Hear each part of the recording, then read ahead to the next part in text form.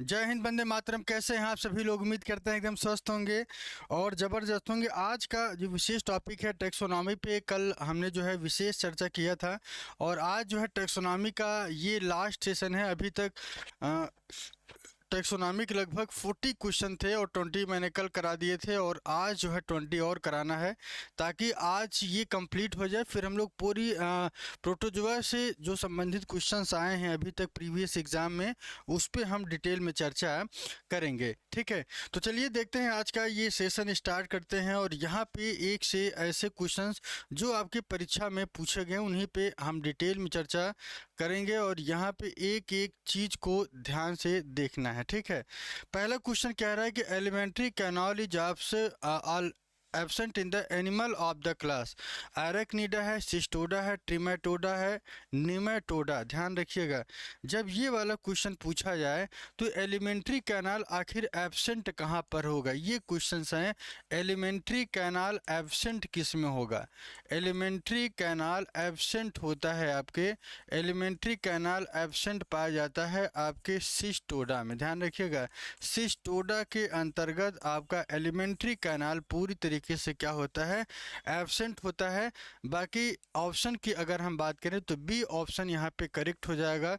बाकी निमेटोड की बात करें या ट्रिमेटोड की बात करें, यहाँ पे वेल डेवलप्ड एलिमेंट्री कैनाल पाया जाता है क्योंकि सिस्टोडा जो है यहाँ पे पूरी तरीके से एब्सेंट होता है। ठीक है, अगला क्वेश्चन, ये पीजीटी 2010 में ये क्वेश्चन पूछा गया है और अगला क्वेश्चन क्या कह रहा है कि horn toad belong to the class.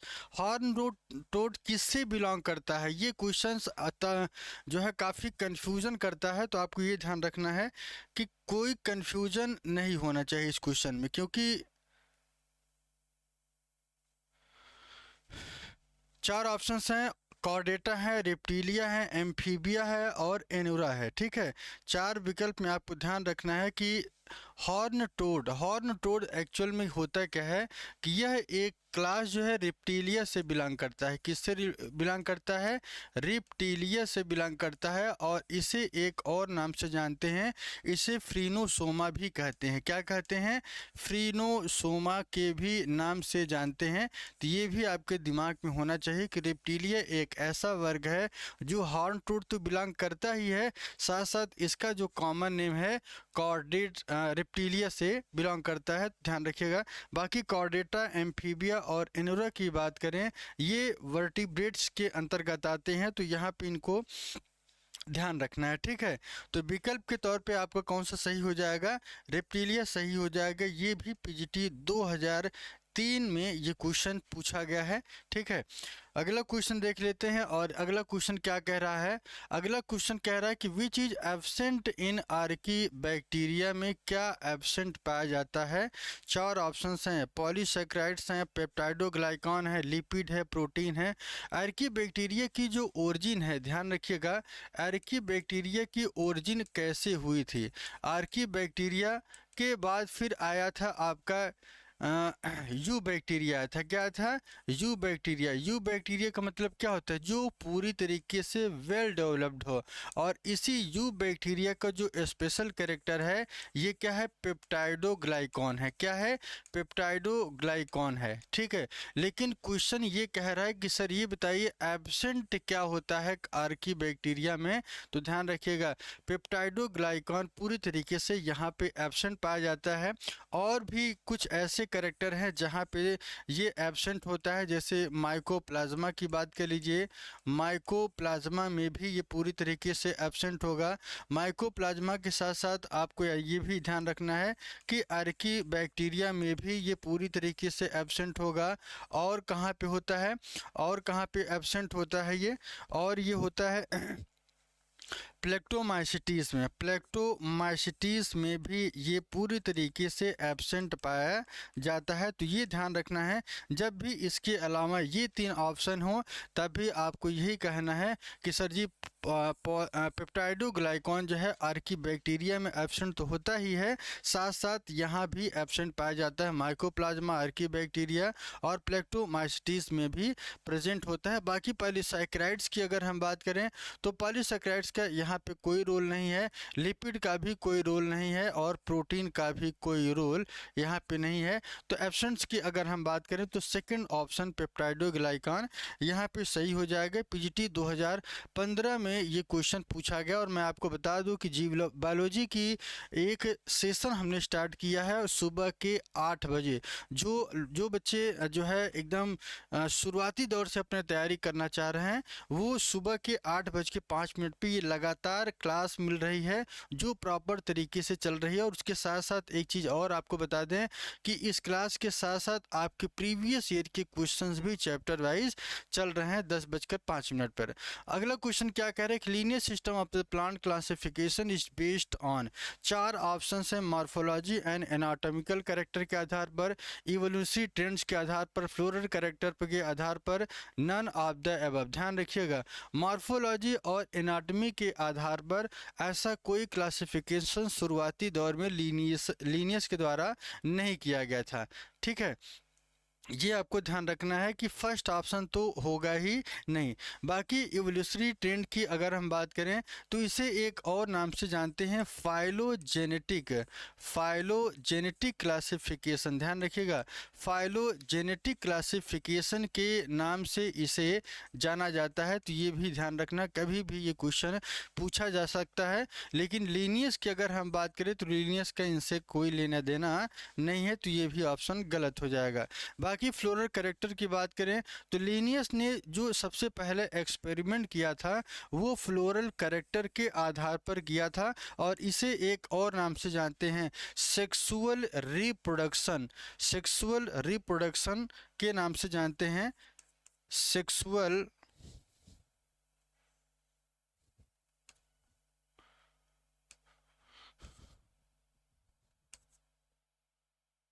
इसे सेक्सुअल रिप्रोडक्शन के भी नाम से जानते हैं, सेक्सुअल रिप्रोडक्शन या सेक्सुअल क्लासिफिकेशन के भी नाम से जानते हैं। ये भी आपको ध्यान रखना है क्योंकि इसका रीजन हम आपको बता दें, इसका रीजन क्या है कि इन्होंने स्टैमेन के नंबर के आधार पर, स्टैमेन क्या होता है जिसे एंड्रोसियम कहते हैं, और स्टैमेन के नंबर के आधार पर इन्होंने इसके बारे में बताया था। और इसी वजह से फ्लोरल कैरेक्टर भी कहा जाता है क्योंकि फ्लावर का जो फ्लोरल कैरेक्टर है, अगर ये कहें कि रिप्रोडक्टिव पार्ट कहें तो एंड्रोसियम और गाइनोसियम कहाँ देखने को मिलता है, फ्लावर में ही देखने को मिलता है।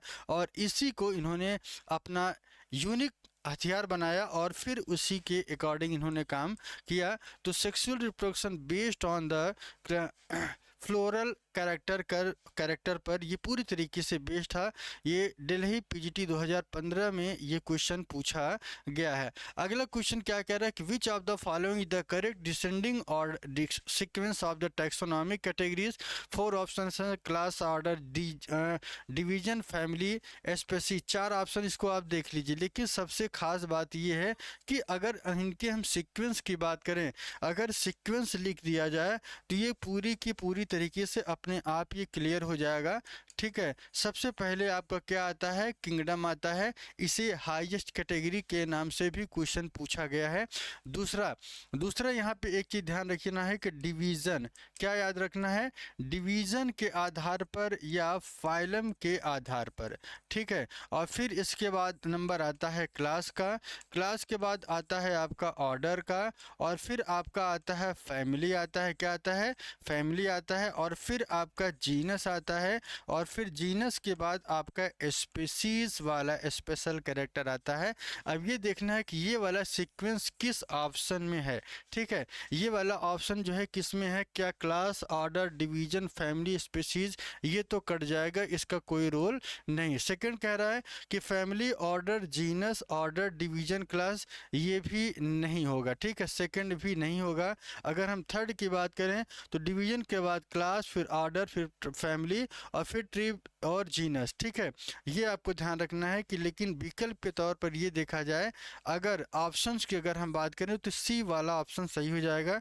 लेकिन क्या family order division family species, इसका कोई सीक्वेंस नहीं है, तो मोस्ट प्रोबेबिलिटी ये भी थोड़ा सा गलत है। लेकिन ट्रिब के पहले क्या आना चाहिए, जीनस आएगा, जीनस के बाद स्पीशीज आपका आता है, ठीक है, ये आपको ध्यान रखना है। तो सी ऑप्शन यहाँ पे सही हो जाएगा। ये भी पीजीटी 2014 में ये क्वेश्चन पूछा गया है। अगला क्वेश्चन क्या कह रहा है देखिएगा, carpenter ants belong to the which of the following order, किस ऑर्डर से बिलोंग करता है। चार ऑप्शन हैं। एक option, first option that is Neuroptera and second Lepidoptera and third Plecoptera and fourth है हिम्नोप्टेरा से बिलोंग करता है। ध्यान रखिएगा, जब भी कारपेंटर आंट्स की बात करें तो यहाँ पे आपको ये ध्यान रखना है कि कारपेंटर आंट जो है सिर्फ और सिर्फ बिलोंग करता है इस ऑर्डर से हिम्नोप्टेरा से। किससे, हिम्नोप्टेरा से, हिम्नोप्टेरा से ही सिर्फ और सिर्फ ये बिलोंग करता है। इस वजह से आपको ध्यान रखना है सी जो ऑप्शन है ये पूरी तरीके से सही हो जाएगा। बाकी अगर तीन और ऑप्शंस की अगर हम बात करें, बाकी तीन और ऑप्शंस की बात करें तो फर्स्ट वाला जो है इसे क्या कहते हैं, लेसेविंग के नाम से जानते हैं। क्या कहते हैं, लेसेविंग के नाम से जानते हैं। बाकी लेपिडोप्टेरा की बात करें, लेपिडोप्टेरा आपका बटरफ्लाई, ध्यान रखिएगा, बटरफ्लाई क्लास से या बटरफ्लाई से ये बिलोंग करता है। और इसके बाद ब्लैक्टोप्टेरा की अगर हम बात करें तो इसमें आंट और 20 वगैरह आते हैं। क्या आते हैं, 20 आते हैं, ठीक है। तो ध्यान रखिएगा हिम्नोप्टेरा एक स्पेशल ऑर्डर है और जो सिर्फ और सिर्फ इस ऑर्डर से बिलोंग करता है। टैक्सोनॉमी के ये स्पेशल क्वेश्चंस हैं जो एग्जाम में पूछा गया है। पीजीटी 2014 के सेशन में ये पूछा गया है। अगला क्वेश्चन है, which one of the following is not a deuterostome, कौन नहीं होता है। पहले आप ये समझिए कि प्रोटोस्टोम क्या होता है और ड्यूट्रोस्टोम क्या है। तो प्रोटोस्टोम की अगर हम बात करें तो प्रोटोस्टोम के अंतर्गत और ड्यूट्रोस्टोम में कौन कौन आता है। ड्यूट्रोस्टोम में आपके तीन कैरेक्टर आते हैं।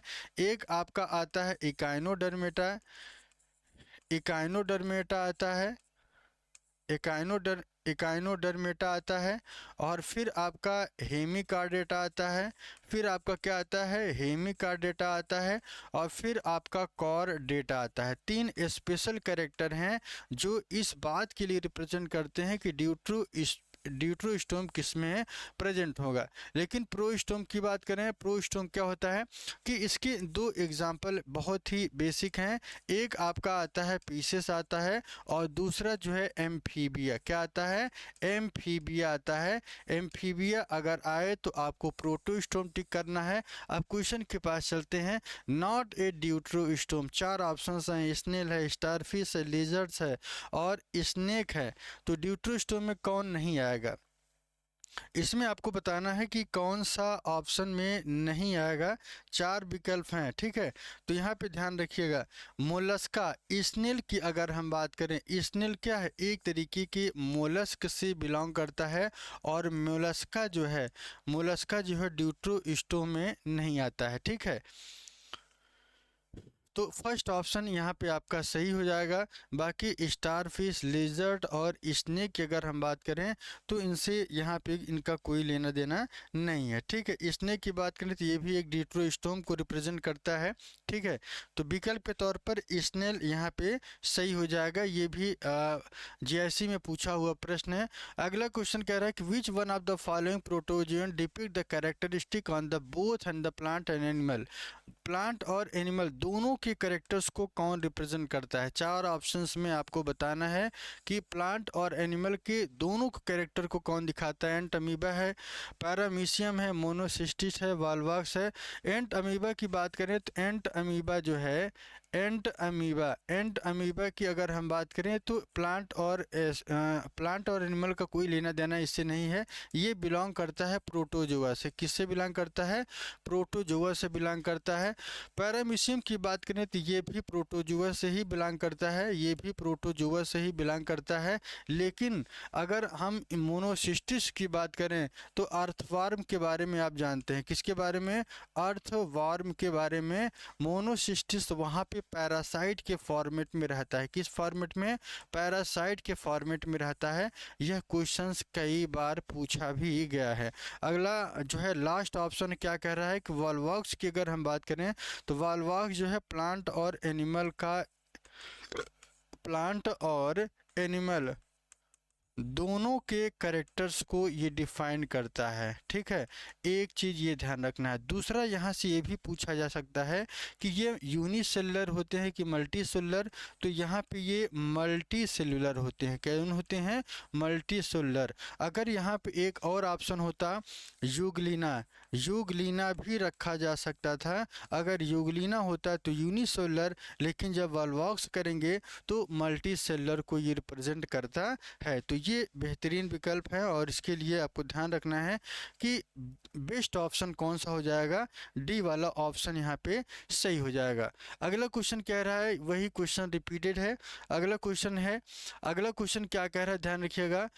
Species that maintain the composition of the communities की कंपोजिशन को कौन बैलेंस करके रखता है?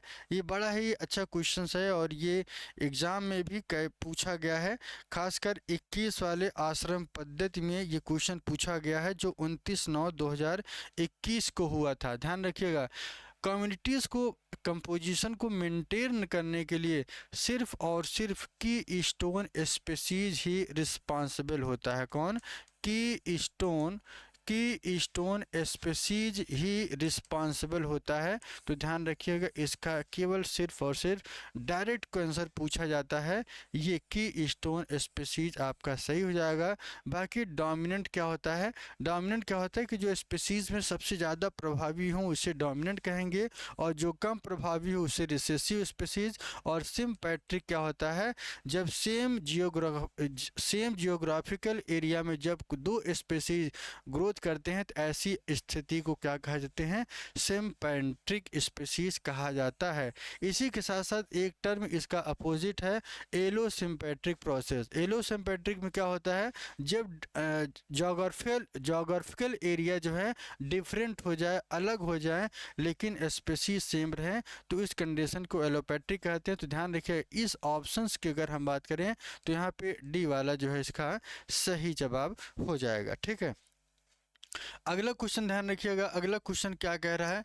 अगला क्वेश्चन ये कह रहा है कि if a taxonomic rank ending with E. ध्यान रखिए, ये क्वेश्चन है।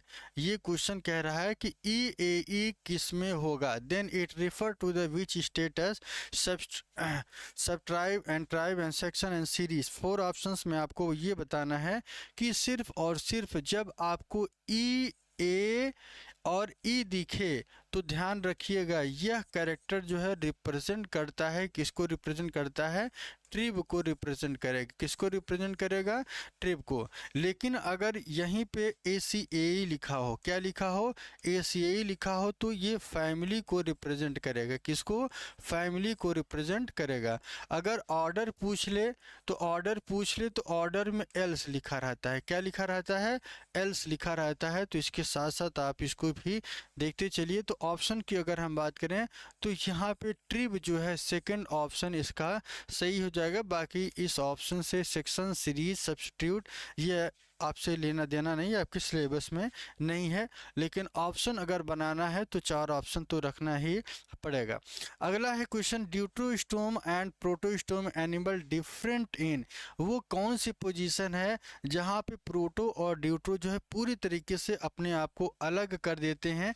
इस ऑप्शन की सबसे खास बात ध्यान रखिएगा, इस ऑप्शन में 4 ऑप्शन हैं। सिमेट्री है, embryonic origin of their mouth, the presence of the absence of a body cavity and the presence और absence of the nervous system.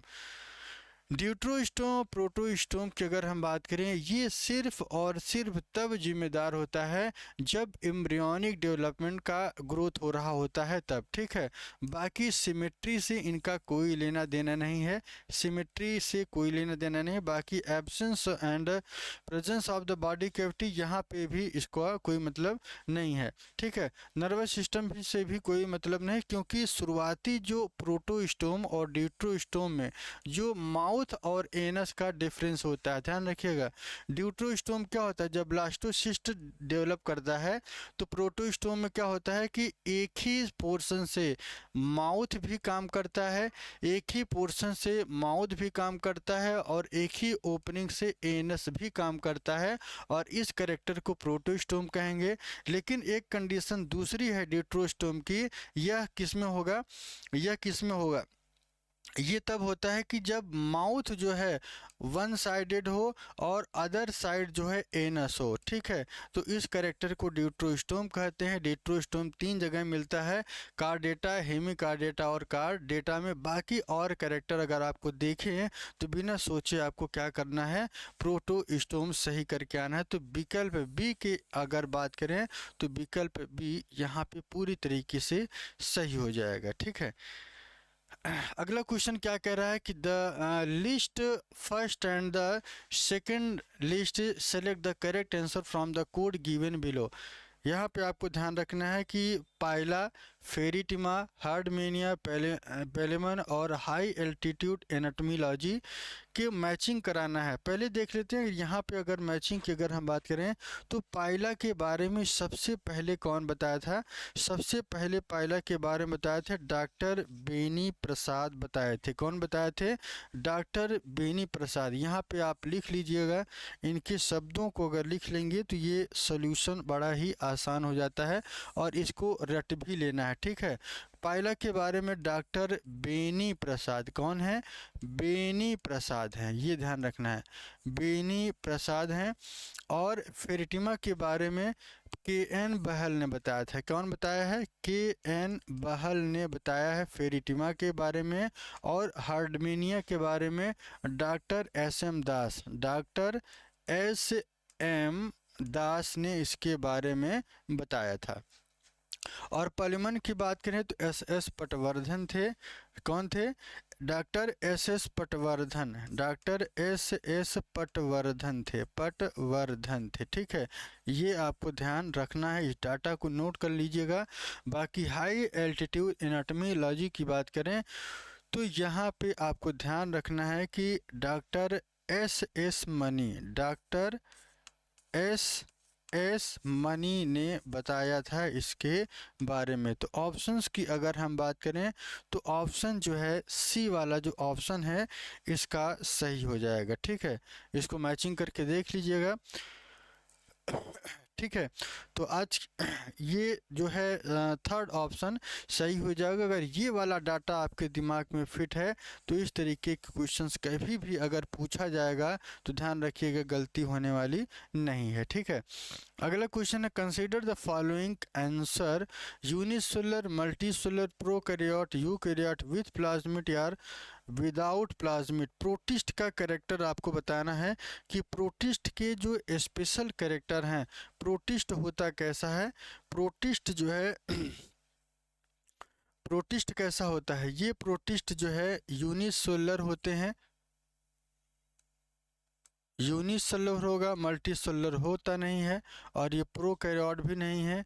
With eukaryote तो होगा लेकिन विथ प्लाज्मिड होगा, ठीक है, विथ प्लाज्मिड होगा तो विदाउट प्लाज्मिड नहीं होता है, ठीक। यहाँ पे प्रोटोजोआ है, क्या लिखा हुआ है कि इसका करेक्टर मांगा है प्रोटिस्ट का, तो विथ प्लास्टिड ये भी नहीं होगा, और ये फोर्थ जो है विदाउट प्लास्टिड होगा। तो ध्यान रखिएगा फर्स्ट, थर्ड और फिफ्थ, ठीक है, फर्स्ट, थर्ड और फिफ्थ, सेकंड फोर्थ, ये मल्टी सेलुलर, और फिर आपका ये जो है सेकंड ऑप्शन सही हो जाएगा, ठीक है।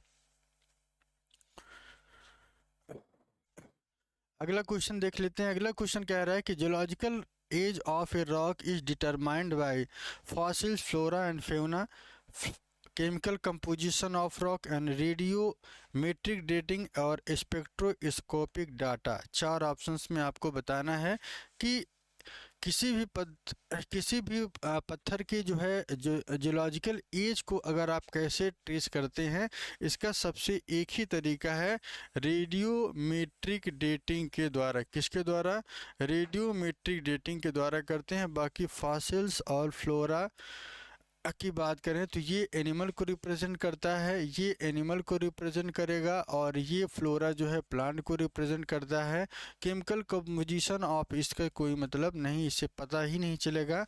और ध्यान रखिएगा ये जो ऑप्शंस हैं ये स्पेक्ट्रोस्कोपिक डाटा, इसे भी लेना देना नहीं है। तो रेडियोमेट्रिक जो डाटा है ये ऑप्शन पूरी तरीके से सही हो जाएगा, तो ऑप्शन सी सही हो जाएगा। ठीक है, अगला क्वेश्चन क्या कह रहे हैं, टर्म टैक्सॉन किसने दिया था? सबसे पहले टर्म टैक्सॉन जो है, टर्म टैक्सॉन की अगर हम बात करें तो टर्म टैक्सॉन जो है मेयर ने दिया था। कौन दिया था?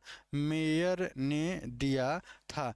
जबकि जबकि अगर हम कैंडोल की बात करें तो इन्होंने टैक्सोनॉमी के बारे में बताया था। इन्होंने किसके बारे में बताया था? टैक्सोनॉमी के बारे में बताया था। बाकी ये क्या है? ये international code of botanical nomenclature और दूसरा जो है international code of zoological nomenclature है, तो यहाँ से इससे कोई मतलब नहीं है। लेकिन ऑप्शंस की अगर हम बात करें तो आपका फर्स्ट टाइम सबसे पहले टैक्सॉन टर्म का एडोल्फ मेयर ने बताया था। ठीक है, अगला क्वेश्चन क्या कह रहा है? अगला क्वेश्चन है binomial system of the nomenclature किसने दिया था? ठीक है, यहाँ पे ध्यान रखना है कैरोलस लिनियस बड़ा ही चर्चित नाम रहा है, और कल मैंने इनकी स्पीशीज के साथ साथ ढेर सारी बुक के बारे में भी कल हमने बताया था, तो वो भी अगर आप देख लीजिएगा। तो विकल्प क्या है? बी ऑप्शन यहाँ पे सही है। बड़ा ही सिंपल से क्वेश्चन है।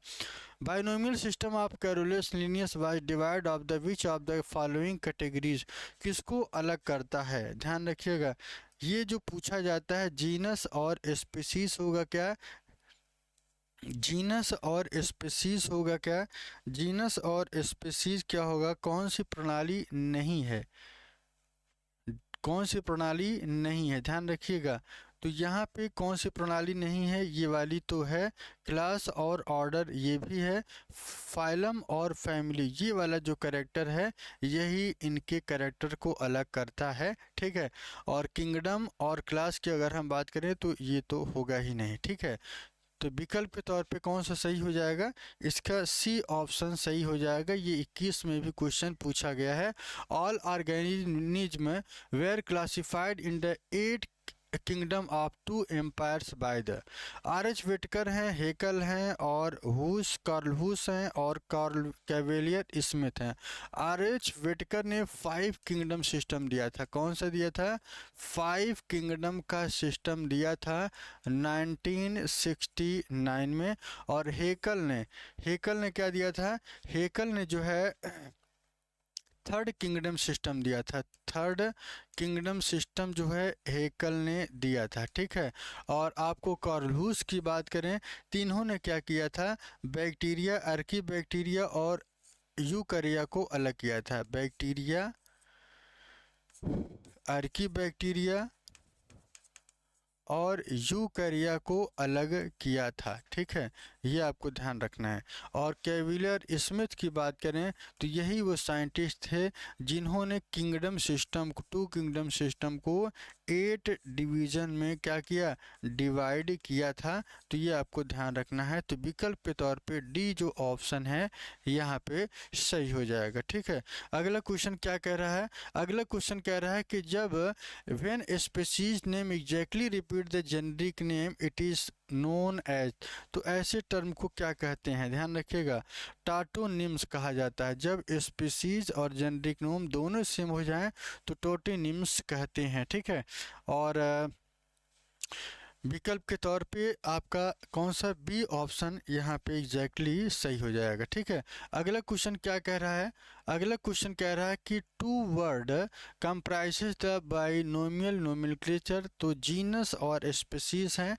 ठीक है, यही दो ऐसे कैरेक्टर हैं जो लिनियस ने लिया और इसी के आधार पर अपना क्लासिफिकेशन किया था। ठीक है, तो जीनस और स्पीसीज जो है सेकंड ऑप्शन यहाँ पे सही हो जाएगा। अगला क्वेश्चन है डिस्कवर्ड कौन किया था, लिनियस ने किया था, और डार्विन ने ओरिजिन ऑफ स्पीसीज, और लैमार्क ने inheritance of acquired character, Linnaeus ने बाइनोमियल नोमेनक्लेचर, और क्यूबियर ने पैलेंटोलॉजी के बारे में डिटेल में चर्चा किया था। ये आपको ध्यान रखना है। ठीक है, अगला क्वेश्चन क्या कह रहे हैं कि Linnaeus published his concept of the नोमियल nomenclature first in the, ध्यान रखिएगा सबसे पहले किस बुक में इन्होंने अपने कॉन्सेप्ट को दिया था, ये आपको ध्यान रखना है।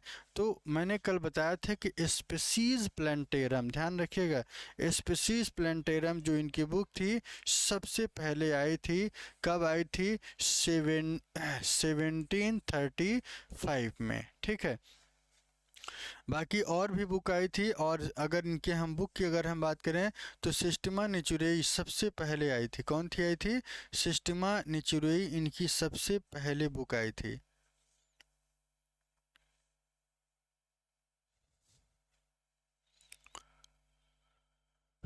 सिस्टमा नेचुरेई तब होना चाहिए यहाँ पे। ठीक है, तो यहाँ पे आपकी जो इनकी सबसे पहली बुक थी, सबसे पहले इनकी बुक जिसमें पब्लिश की गई थी स्पीसीज प्लांटेरम ही इसका जब सही जवाब होगा। ठीक है, स्पीसीज प्लांटेरम ही होगा, इसमें पब्लिश नहीं किया गया था।